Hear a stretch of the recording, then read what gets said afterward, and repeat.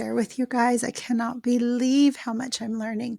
So I'm in Isaiah chapter 14, and don't worry, I am going to make a video. Remember, I told you I am going to make a video about the two olive trees. We do have to get there. I have been looking into that today. Some amazing stuff to learn, to glean from those passages. Anyway, but as I've been looking through all this stuff, I ended up here in Isaiah 14, and I want to share with you really quickly what I found there. So the tyrant in the book of Isaiah, that would be called the little horn in Daniel, that is a terror to the whole world. This tyrant is called the Assyrian. Okay, that's how he's named in this book. Okay. So it says, Assyrian destroyed, Yahweh Sabaoth has sworn, saying, surely as I have thought, so it shall come to pass. And as I have purposed, so it shall stand, that I will break the Assyrian in my land. Okay. Now, this land that it's talking about right now, because of where we are in this saga, is not yet the old Jerusalem. Let me show that to you really quickly.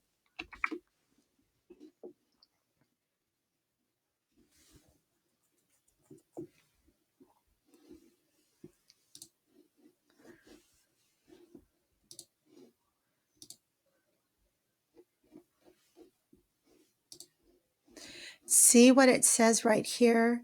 Yahweh, the Lord, will save, look at this, the tents. Let me grab this. The tents of Judah first. Okay. So that the glory of the house of David and the glory of the inhabitants of Jerusalem shall not become greater than that of Judah. Now, isn't this interesting? Okay, so let's talk about this. So one of the things that I've been exploring in the scriptures is how to understand, how to divide the scriptures up so that we know when it's talking about the old Jerusalem and what's going to happen to the Jews and the others that have gathered there. And when it's talking about the Mount Zion, where the New Jerusalem's going to be, okay? And how to see that clearly throughout the prophecies, okay? And here in Zechariah chapter 12, it is incredibly clear. So you have this one group that's called the tents of Judah, and they are going to be saved first. To understand who the tents of Judah are, I think we can get some idea from Isaiah 48, where it says, hear ye this, O house of Jacob. So we're talking about the house of Jacob, which are called by the name of Israel. So this is Israel, right? This is not the southern kingdom. This is the northern kingdom, and are come forth out of the waters of Judah. The waters of Judah are baptism. Okay. And I have gone over this before, which swear by the name of Yahweh and make mention of the God of Israel. The God of Israel is the Elohim of Israel is Jesus Christ, but not in truth nor in righteousness. So these are the unrighteous Christians. Okay. The ones that aren't circumcised of heart. Okay, they're coming out of the waters of Judah. These are the tents of Judah. Now, remember that in the very next chapter in Isaiah 49, it tells us that this would be the order that God would do. It says right here. And now saith Yahweh that formed me from the womb to be a servant, to bring Jacob again to him. Okay, who was Jacob? In the very last chapter, remember the house of Jacob are those that come out of the waters of Judah. These are the Christians. Okay, so the servant's job is to bring the Christians back. Okay, though Israel be not gathered, yet shall I be glorious in the eyes of Yahweh, and my God shall be my strength. And then we're going to come down a little further, and it says, hang on a second, I'll find it real quick. Okay, I want you to see this language so we can make a link to all these different people so we understand who everyone is. For thy waste and thy desolate places and the land of thy destruction shall even now be too narrow by reason of the inhabitants, and they that swallowed thee up shall be far away. The children which thou shalt have after thou hast lost the other shall say again in thine ears, the place is too strait for me. Give place to me that I may dwell, too strait, too narrow, too small. Then shalt thou say in thine heart, who hath begotten me these, seeing I have lost my children? I am desolate. This is important. I am desolate, a captive and removing to and fro. And who hath brought up these? Okay. Now remember the word desolate. The woman in Isaiah 49 that we just read about was desolate. She had lost her children. Okay. It says here, though, in Isaiah 54, for more are the children of the desolate, that's what it just said, right?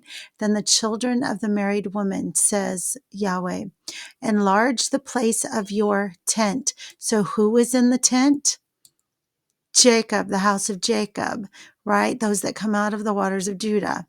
And let them stretch out the curtains of your dwellings. Do not spare, lengthen your cords. So tents, when you need to make them wider, then you have to lengthen the cords and strengthen your stakes, because the bigger the tent is, the stronger the stakes have to be so that it's not carried away, right?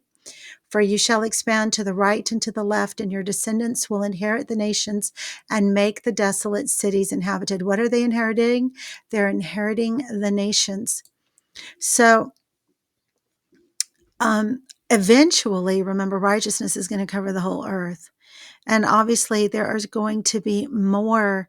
The entire earth will belong to Yahushua Mashiach, to Jesus Christ, and to his servants.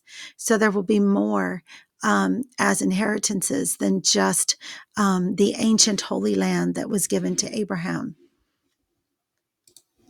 So right here, Yahweh will save the tents of Judah first.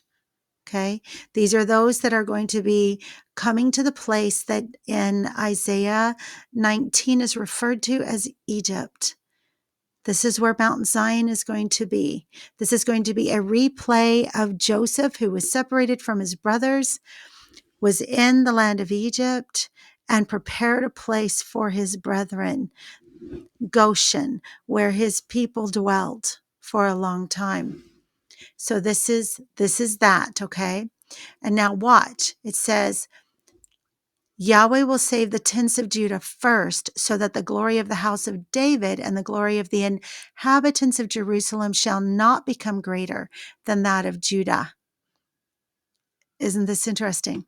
And that day, Yahweh, and that day always means in the latter days. So this is the context.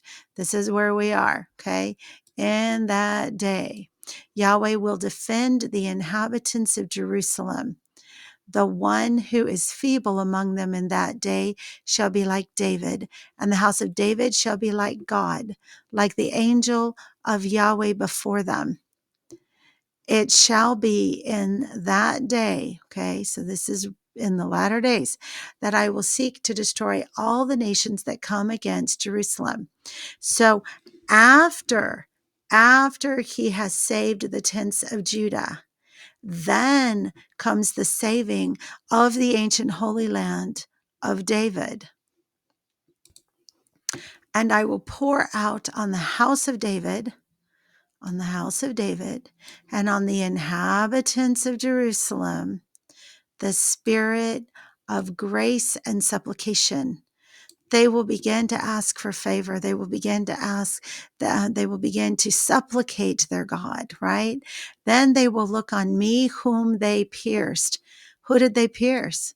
They're finally going to look to Yahushua Mashiach, to Jesus Christ. Yes, they will mourn for him as one mourns for his only son, and grieve for him as one grieves for a firstborn. And that day there shall be a great mourning in Jerusalem, like the mourning of Hadad Rimon in the plain of Megiddo, and the land shall mourn. Okay, we're going to leave that alone for the moment, because I want to go back over here to where we started. Okay, that I will break the Assyrian in my hand. and on the mountains tread him underfoot.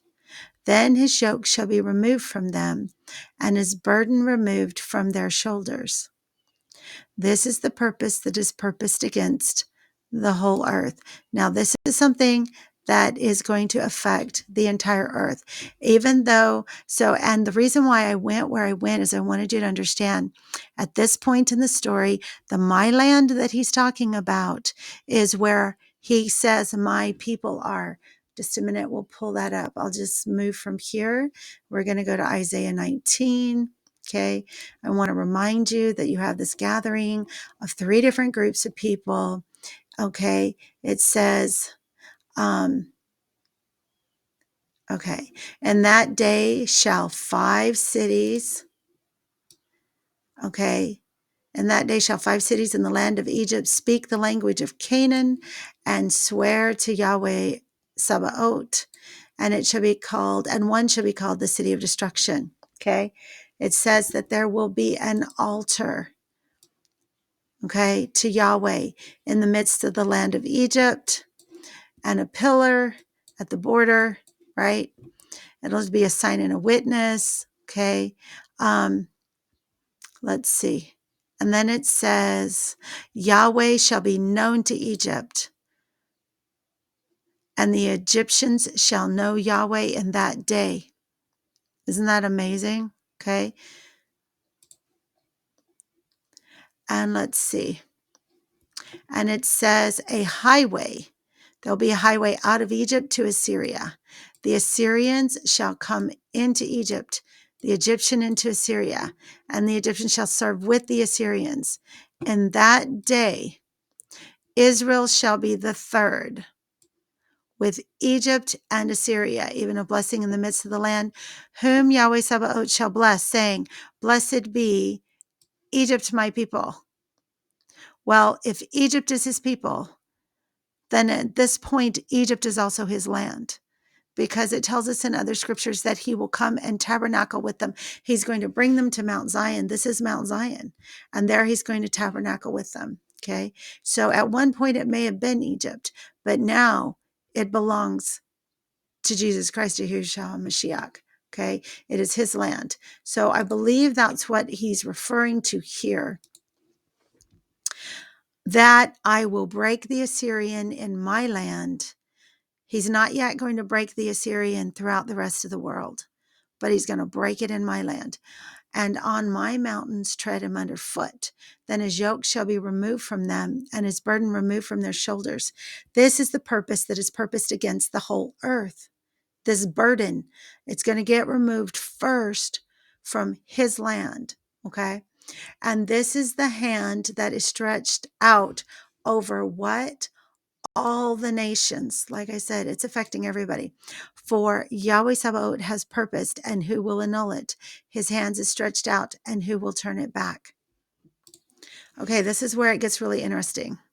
This is the burden which came in the year that King Ahaz died. Okay, Ahaz was 20 years old when he succeeded his father Jotham to the throne of Judea. This is the southern kingdom. He was a weak and idolatrous king. He even made his son walk through the fire of Moloch, aping, I don't know, the abominable custom of the Phoenicians. Another son, Hezekiah, who was to become king after Ahaz, was saved from the flames of the idol by his mother. So this is an incredibly wicked king, right? Here's a part that's really fascinating, because I was reading about who was Ahaz, and I was trying to understand, because this is a burden against Philistia. And I'm thinking to myself, why are we talking about, this saga that's going to happen to the daughter of Zion in the place called Egypt? And now all of a sudden we're talking about the Philistines. How does this all play in? Okay. So so Philistia was the name of a coastal nation between Egypt and Canaan. Okay. What are they going to speak? They're going to be in the land of Egypt, and they're going to speak the language of Canaan. Okay. I think Father's trying to tell us something here, okay? So the Philistia was the name of a coastal nation between Egypt and Canaan. Though not a part of Canaan and never conquered by the Israelites, it seems to have been in the lands promised to Abraham. The Philistines were on peaceful terms with both Abraham and Isaac, even after Yahweh punished their leadership for sinful behavior.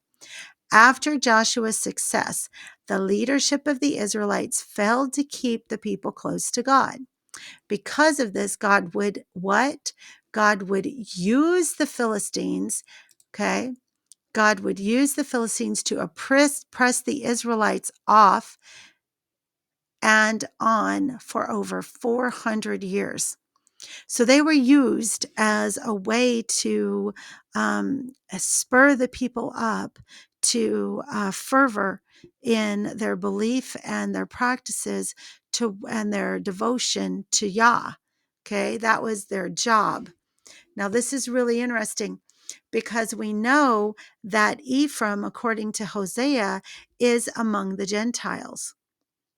Okay. And we know that one of the jobs of the servant, according to Isaiah 49, is to be a light to the Gentiles as well, right? So this servant is among the Gentiles, and the Gentiles seems to be acting just like the Philistines. Okay.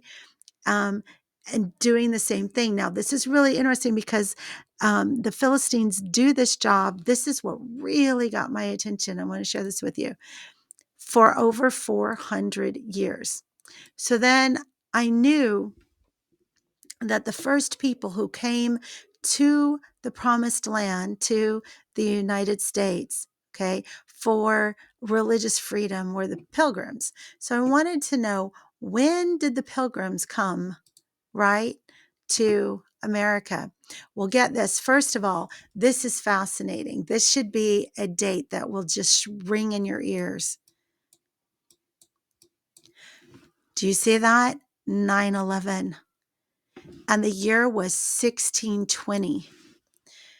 Well, 1620 plus 400 brings us to 2020.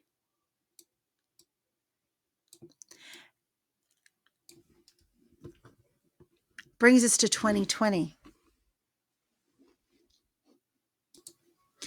And then this led my mind to think, okay, September 2020. That was the exact month that we had the election that removed President Trump from office. Let's get back to Philistia. This is the burden which came in the year that King Ahaz died. Okay. Is this the burden that came in the year that, in a virtual way, wow, I'm making a mess, in a virtual way, President Trump died, in other words, left office or received his fatal head wound, right? Left office. I don't know. I'm throwing things out there that are popping into my head. Okay. So then it says, do not rejoice, all you of Philistia, because the rod that struck you is broken. Okay. And the rod is one of the words that is used to talk about the Assyrian. He's called the rod of my anger, or the rod of my indignation. Okay. For out of the serpent's roots will come forth a viper. Okay, wait a minute. So even though this rod is broken, okay, there are roots that are being left behind. And from there is coming forth a viper, something to bite the people. And its offspring will be a fiery flying serpent. Okay, hang on. Hold on a second. Okay, I'm not trying to tell you that this is definitely what's related here, but I'm just trying to tell you what's popping in my head as I'm reading these scriptures. So President Trump, this is the U.S. Sun. it says that he gave a speech during the Save America rally in which he took the chance to read out a poem. Okay, this poem was written by the activist Oscar Brown Jr. in 1963 and talks about a woman who tends to a sick snake and nurtures it back to health, only for the snake to bite her in the bed. Lines included, "Oh, shut up, silly woman," said that reptile with a grin. "Now you knew darn well I was a snake before you brought me in." Going back to the scriptures, "For out of the serpent's roots will come forth a viper, and its offspring will be a fiery flying serpent." Well, what happened with the fiery flying serpents? They bit the people, and um, all of those who did not have faith and look up died in the wilderness. This was during the time in the wilderness under Moses. Then he goes on to say, "The firstborn of the poor," right? Because the poor in spirit are going to inherit the earth, "will feed, and the needy will lie down in safety. I will kill your roots with famine, and it will slay your remnant." Okay, so the roots, okay, the serpent's roots, from it will come forth a viper. So the roots are going to be killed with a famine, but it's going to slay their remnant. Now, this is really interesting. For this, it says, "Wail, O gate, cry, O city. All you of Philistia are dissolved, for smoke will come from the north, and no one will be alone in his appointed times." So let's just click on appointed time. So it's not letting me. So just come down here. Or ranks. Okay. "And no one will be alone in his ranks. What will they answer the messengers of the nation? That Yahweh has founded Zion, and the poor of his people shall take refuge in it." Okay, this is Goshen again. Goshen has now been established. In other words, Mount Zion has been established. Okay, so before I forget, in Isaiah 54, verse 1, we found another name that's being used, and that was the desolate woman. She's the one who's going to have all these children come to her, and she's going to have to enlarge her tents, right? We also came to understand from Isaiah 49. Oh, no, excuse me. It was Isaiah 48. Another thing was the group 2 was being called the house of Jacob, right? Or also the, what were they called? Okay, you know what? I'll just come down here. The house of Jacob from the waters of Judah. So that was Isaiah 48. And then we had yet another reference in Isaiah, was it? Where was it? Right. So Zechariah 12:7. We find out they're also called the tents of Judah. So let's go ahead and put that on there too. The tents of Judah. And that seems to refer to probably all of these groups. These are all of those that are saved and gathered first. So all of those that are going to be in gathered to Mount Zion, right? So I'm just going to go ahead and see if this allows me to can I do right click with this? Oh, I can merge cells. That's what I wanted to do. And then this was, I think I said it was Zechariah 12 and 6 or 7. I'm sorry. Wish my memory was better. 7, 12 and 7. Okay. All righty. So anyway, since I was reading and I came into the story about the 400 years, I thought that was fascinating. And then we have the prophecy about the snake. And anyway, I thought it was fascinating. I hope it was interesting and insightful to you as well. Blessings and shalom.